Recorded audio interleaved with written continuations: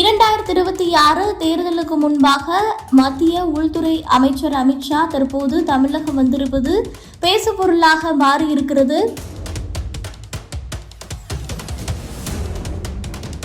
மேலும் கட்சியினருக்கு சில அறிவுறுத்தல்களை வழங்கியிருக்கிறார். மதுரையில 12 மணி அளவில் மீனாட்சி அம்மன் கோவில்ல சாமி தரிசனம் செய்த அமித்ஷா தான் தங்கியிருந்த தனியார் விடுதிக்கு திரும்பிய பிறகு 22 மாநில நிர்வாகிகள் அடங்கிய மையக்குழு கூட்டம் அங்கு நடைபெற்றிருக்கிறது.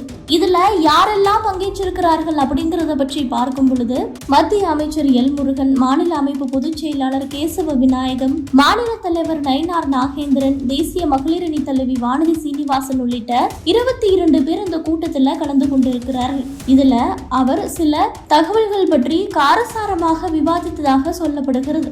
அதிமுக பாஜக கூட்டணி அமைந்தும் கூட்டணி கட்சிகளோடு கூட்டாக மக்கள் பிரச்சனைகளுக்காக போராட்டங்களை முன்னெடுக்காதது ஏன் என கேள்வி எழுப்பியிருக்கிறார். மேலும் மற்ற கட்சியினரிடம் உள்ள சுணக்கம் உள்ளிட்டவற்றை குறித்து பேசியிருக்கிறார். காரசாரமாக அமித்ஷா விவாதித்ததாக தகவல் வெளியாகி இருக்கிறது. இதனைத் தொடர்ந்து மதுரை ஒத்தக்கடை பகுதியில் அமைக்கப்பட்டுள்ள திடல்ல பாஜகவின் மாநில மற்றும் மாவட்ட மண்டல நிர்வாகிகள் கூட்டம் இன்று மாலை தற்போது 4 மணி அளவில் தொடங்கி நடைபெற்று வருகிறது.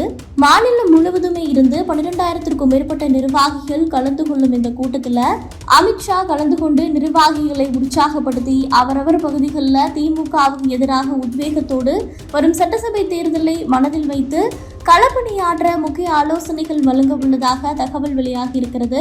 கடந்த பாராளுமன்ற தேர்தலில் தனித்து நின்ற பாஜக தென் மாவட்டங்களில் கன்னியாகுமரி, திருநெல்வேலி, மதுரை உள்ளிட்ட 5க்கும் மேற்பட்ட தொகுதிகளில் 2வது இடம் வந்தது குறிப்பிடத்தக்கது.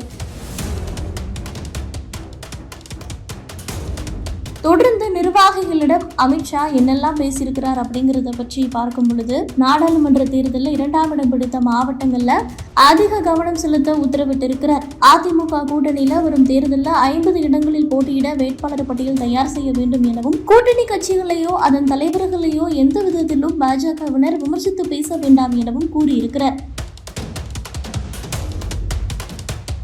இது மட்டுமல்ல, பல கட்சிகளை என்டிஏ கூட்டணிக்குள் கொண்டு வருவதற்கான முயற்சிகள் நடைபெற்று வருகின்ற 2026ஆம் ஆண்டு சட்டமன்ற தேர்தலில் கூட்டணி கட்சிகளின் வெற்றிக்கு கூடுதல் உழைப்பை பாஜகவினர் தர வேண்டும் என அவர் வேண்டுகோள் விடுத்திருக்கிறார்.